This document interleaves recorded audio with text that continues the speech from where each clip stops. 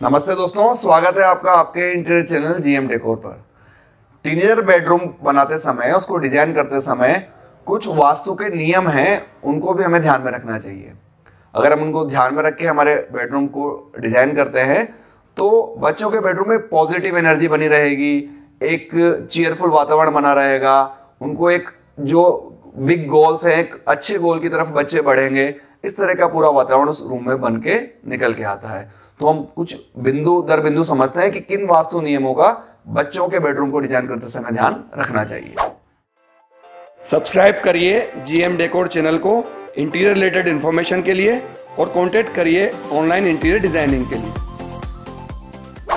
कि जो entry gate है वो ईस्ट डायरेक्शन की तरफ खुले, पूर्व दिशा की तरफ खुले। पूर्व दिशा की तरफ खुलने से क्या होगा कि जो पॉजिटिव एनर्जी है, हैप्पीनेस है, वार्म है और एक अच्छी जो फील है वो हमेशा आपके बच्चों के रूम में प्रवेश करती रहेगी। साथ ही साथ बच्चों के जो रूम का एंट्री गेट है वो क्लॉकवाइज डायरेक्शन में घूमना चाहिए, एंटी क्लॉकवाइज डायरेक्शन में नहीं घूमे, क्लॉकवाइज डायरेक्शन में गेट खुलना चाहिए। एक चीज हमें ध्यान में रखनी चाहिए कि आजकल वो साइन बोर्ड गेट के ऊपर टांग देते हैं, डू नॉट डिस्टर्ब, इस तरह के कई चीजें लगा देते हैं। तो इस तरह का कोई सा भी साइन बोर्ड बच्चों के बेडरूम में कम के गेट पे कम से कम नहीं होना चाहिए। इस तरह के साइन बोर्ड से जो ईगो है या फिर पेरेंट्स और बच्चों में जो क्रैशेस है, इस तरह की चीजें बढ़ती है। तो किसी भी तरह का साइन बोर्ड बच्चों के बेडरूम के गेट पे मत लगवाइए।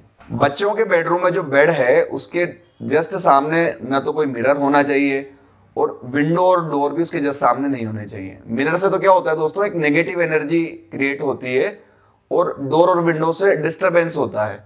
तो दोनों ही चीजें बच्चों को जो सोने के लिए बेड पे जाएगा डिस्टर्ब करेगी, बच्चा प्रॉपर नींद नहीं करने अकाल पाएगा। तो ये तीनों चीजें हमें कोशिश करनी चाहिए कि बच्चों के बेड के जस्ट सामने नहीं हो। अगर बच्चों के बेडरूम में बेड की बात की जाए तो उसको वेस्ट कॉर्नर में या फिर साउथ वेस्ट कॉर्नर में रखें तो सबसे बेहतर रहता है। इससे क्या होता है कि अच्छी एनर्जी वहां रहती है और बच्चों को प्रॉपर नींद आती है। साथ ही साथ ध्यान रखना चाहिए कि ये लकड़ी का बना हुआ हो, मेटल जो बने हुए बेड रहते हैं मेटल से, वो थोड़ा सा नेगेटिव एनर्जी जनरेट करते हैं। तो लकड़ी का बना हुआ बेड सबसे अच्छा रहता है। और ये तो वैसे हैबिट भी होनी चाहिए कि बच्चे बेड पे बैठ के खाना न खाएं, इससे बच्चों की आलसी प्रवृत्ति बढ़ती है और प्रॉपर नींद भी निकाल वो बेड पे नहीं पाते हैं।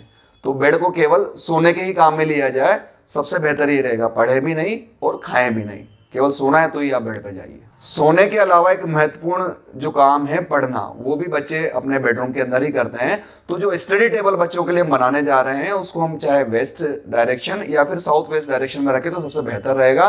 और बच्चे पढ़ते समय या तो उनका जो मुंह है वो पूर्व दिशा में रहे या फिर नॉर्थ दिशा में रहे, आइदर ईस्ट और नॉर्थ। तो ये सबसे बेहतर रहेगा। इसमें बच्चों की कंसंट्रेशन पावर बढ़ती है। जो बच्चे पढ़ रहे हैं या जो भी अपना वर्क कर रहे हैं उसमें उनका मन ज्यादा लगता है और जल्दी से उनको वो चीज याद होती है।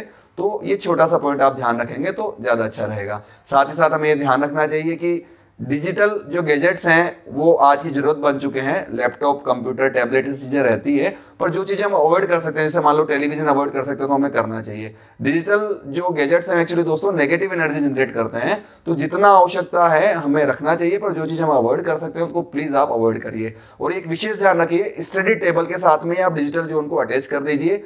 स्लीपिंग जोन जो हमारा बेड था उसके पास में तो डिजिटल गैजेट्स होने ही नहीं चाहिए, चाहे वो मोबाइल हो चाहे लैपटॉप हो, ये सब थोड़ा सा दूर रखिए। इनसे क्या होता है, नेगेटिव एनर्जी होने के कारण बच्चे प्रॉपर नींद नहीं निकाल पाते हैं, उनका माइंड बार बार डिस्टर्ब होता है। बेड लगाते समय एक चीज का ध्यान रखना चाहिए कि उसके ऊपर कोई डायरेक्ट बीम नहीं आ रहा हो और कोई वार्डरोब के नीचे बेड हमें नहीं बनाया जाना चाहिए। इससे क्या होता है, प्रेशर जनरेट होता है बेड के ऊपर, उससे बच्चों को प्रॉपर नींद नहीं आ पाती, थोड़ा सा भारीपन रहता है। तो ये हमें अवॉइड करना चाहिए। अब हम बात करें कलर की, तो कलर कॉम्बिनेशन बच्चों के रूम में थोड़ा सा ब्राइट कलर होना चाहिए। जैसे मान लो लाइट ग्रीन हो गया, लाइट येलो हो गया। तो ये चेयरफुल और वार्म कलर हैं जो हमेशा बच्चों को एक एनर्जेटिक पॉजिटिव एनर्जी देते रहते हैं। इस तरह के कलर ही काम में लेने चाहिए। और जो नेगेटिव कलर है जैसे डार्क नेवी ब्लू कलर हो गया, ब्लैक कलर हो गया, ये हमेशा हमें बच्चों के रूम में अवॉइड करने चाहिए। चाहे हमारे चादर हो, वॉलपेपर हो, रग्स हो, फर्नीचर हो, इस तरह के जो डार्क नेगेटिव कलर है वो हमेशा बच्चों के रूम से हमें अवॉइड करने चाहिए। तो दोस्तों आज के इस वीडियो में हमने कुछ महत्वपूर्ण पॉइंट कवर किए हैं जो कि बच्चों के रूम को, टीनेजर बेडरूम को डिजाइन करते समय वास्तु के अकॉर्डिंग ध्यान में रखने चाहिए। और भी कई बातें होती है जो डिजाइनिंग करते समय ध्यान में आती है, उसको ध्यान में रख के ही प्रॉपर बेडरूम बच्चों का हमें डिजाइन करवाना चाहिए।